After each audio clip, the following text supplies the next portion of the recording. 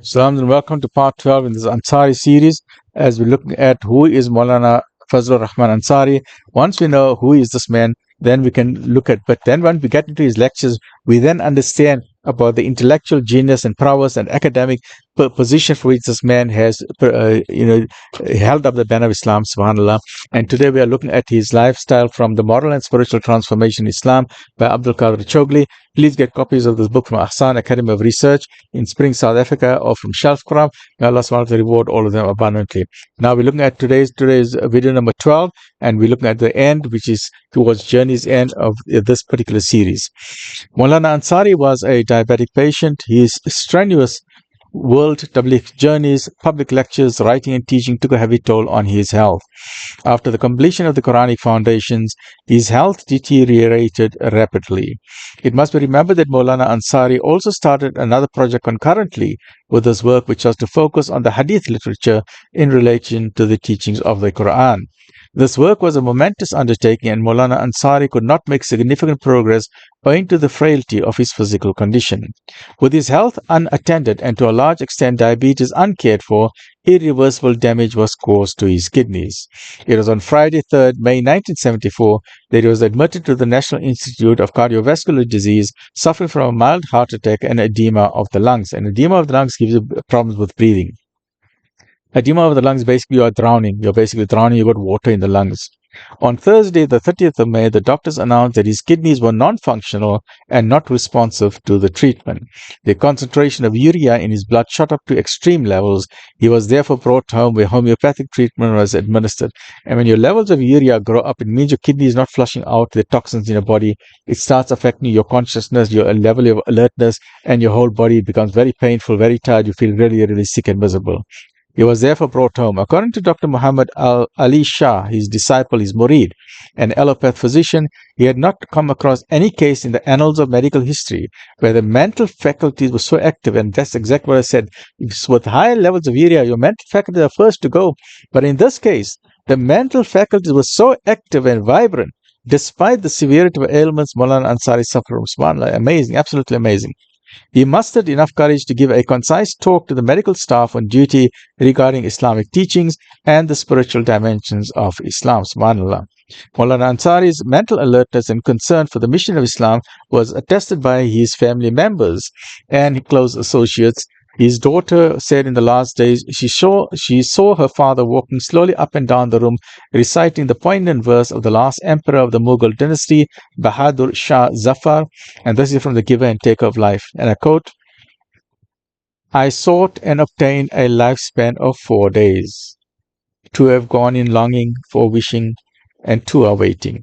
As in verse, so in real life, he spent all his life devoted to one single end, one single goal, the mission of Islam. This verse alluded to the last days of the Mughal emperor who was sent to exile in Burma in Myanmar after the War of Independence in India.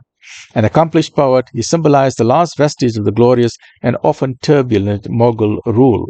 Maulana Ansari's zeal for Islam and his mission sustained the last days of his life. His devoted colleague and lecturer at the Alimiya Institute, Maulana Sayyid Abdul Bukhari, said, and I quote, "Maulana Ansari's concern for the Ummah and its future was ingrained in his mind and soul. He said, after all this hard work and lifelong research, I have been able to discover certain truths and diagnose the ailments of the Muslim Ummah." And listen very carefully, because we are still faced with the same challenges today. "How I wish that Allah grants me a few years more to work so that I may put in my little contribution, which is the best in me, for the furtherance of the cause of Islam and Muslims." But Allah willed that he should rest after a life that was full of hardship, trials, tortures, and self-sacrifice. Before he was hospitalized, he had given a particular task to some of the members of the teaching staff of the Alimiya Institute.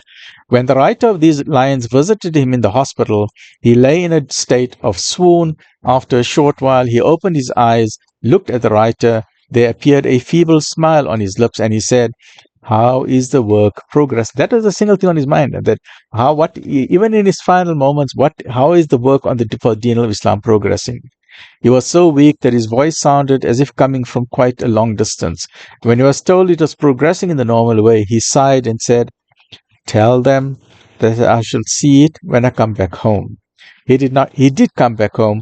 but not to stay, for soon he had to leave for his eternal abode of bliss. His humility and devotion to his mission were rewarded with an abundance of knowledge which often was beyond the realm of human comprehension. On his deathbed, he said to his wife Amatas Subu Sabiha, his life companion, and I quote, "I feel as though the world of knowledge has only now been unveiled to me, and all my life I have been a child grasping tentatively for a ray of knowledge here and there." Look at, he's got so much knowledge, and yet he feels, I've only got a small amount of knowledge, subhanAllah. And this is a sign of a hallmark of someone who's super wise. The more knowledge you get, the more you know how little you know, subhanAllah. Mustafa Fazil, Maulana Ansari's only son, not Fazil, Mustafa Faisal. I think it's not Fazil, Faisal, I think. Mustafa Faisal, Maulana Ansari's only son, who succeeded Muhammad Jafar as Khalifa of the Qadiriyah order, provides the following account of his father's last moments, and I quote, "It was the early hours of Monday, 6th of June 1974, when Dr. Ansari was in intense pain and realizing that the doctors could not do anything, he then said, 'Okay, it is now time to leave.' He asked me to open all the doors and windows of the room and to give him space. His powerful voice echoed with the melody of Surah Rahman, that is chapter 55 of the Quran. From the core of his heart, his gratitude to his Lord. As he approached the end of the surah, his voice started to fade in slower rhythm. During all this time, he raised his right hand umpteen times as if shaking hands. The whole house appeared to be electrified. With his voice gone, one could see his tongue uttering, 'Allah, Allah, Allah.' And then the movement stopped. The saintly soul had departed to meet the owner, the Lord Almighty, the Beneficent, the Merciful. May Allah subhanahu wa ta'ala grant him the highest stage of Jannah-al-Firdous. Ameen. A multitude of mourners attended Maulana Ansari's janazah, the funeral service. There, the eastern gate of the Islamic Center, North Nazimabad, Karachi, lay the earthly remains of the noble soul that worked tirelessly and heroically for the cause of Islam. And a final chapter in this, or the final section, is In Pursuit of Excellence. Apart from public lectures, there were also majlis, religious sessions, held at the homes of Maulana Ansari's hosts. Maulana Ansari was accommodating to people from different backgrounds and spoke according to their levels. Ulama, professionals, and common people visited him, and there was no formality in his interaction with them. He had a charming smile that endeared people to him. He spoke directly, frankly, and honestly. Moreover, it was his spirituality, his ruhuniyat, that drew people closer to him. Never had visitors seen an alim combine academic excellence with spirituality. Subhanallah, absolutely amazing. The majlis focused on the universal message of Islam and love for humanity, themes that were woven into his worldview, a poignant reference to Sufis who embodied this universal message. Maulana Ansari's traditional appearance, his hulya, concealed his status as an illustrious scholar with a mind and soul that characterized the era of Islam's glorious past. He was a true representative of intellectual trends that gave shape and character to Islamic scholarship. Humility was a hallmark of his character. As much as he shunned self-importance, he emphasized personal and spiritual growth, the grades of tazkiyah that empower a mu'min, the believer, to unleash his potential to be able to achieve the goals of divine pleasure, rida ilahi. And that is our whole focus in life, is to attain divine pleasure, rida ilahi. It was not uncommon to see throngs of visitors who would discuss their personal matters with him, only to leave with a smile on their faces. Maulana Ansari's conversations were based on the Quran, Sunnah, and the lives of the Saif al-Salih, the righteous guide, the Sahaba, the Tabi'in, the At-Tabi'in. His exposition of tasawwuf was forceful and passionate, spirited, as well as absolutely charming. There was no doubt that his ibadat, his tahajjud salah, his zikr governed his everyday life. It was the early hours of the morning that revealed his profound spiritual communion with Allah. A restless soul, his devotional practices, or awrad, were conducted in seclusion so that his hosts were not inconvenienced in any way. Maulana Ansari's meticulous observance of the Sunnah was mirrored in his tahajjud salah. No taxing lecture programs or other commitments for the day could deter him from his devotional practices in the early hours of the morning. The rapport between Abd, the servant, and the Almighty Allah through salah and zikr are triggers for transformation which sustain the human personality to achieve the spiritual ideal. The spiritual ideal is divine pleasure. Maulana Ansari personified this spiritual ideal, subhanallah. His politeness was proverbial. At the meeting held at the University of Natal at UKZN, he spoke for the allotted time and personally received the next speaker, who was Reverend Hurley, and led him to the podium. Time management was thus rigorously followed.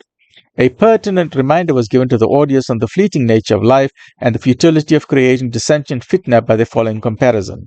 And I quote, "This life here is like the stock of an ice vendor, the life of this world. He buys the ice from the factory and invests a capital in order to obtain a profit. But he gets back only that much of money in accordance with the quantity of ice he is able to sell. That portion that turns into water is lost in the earth and unreclaimable. All that we do out of love for this world is like the ice that turns into water and is lost in the earth." Stay well, look after yourself. Alhamdulillahi Rabbil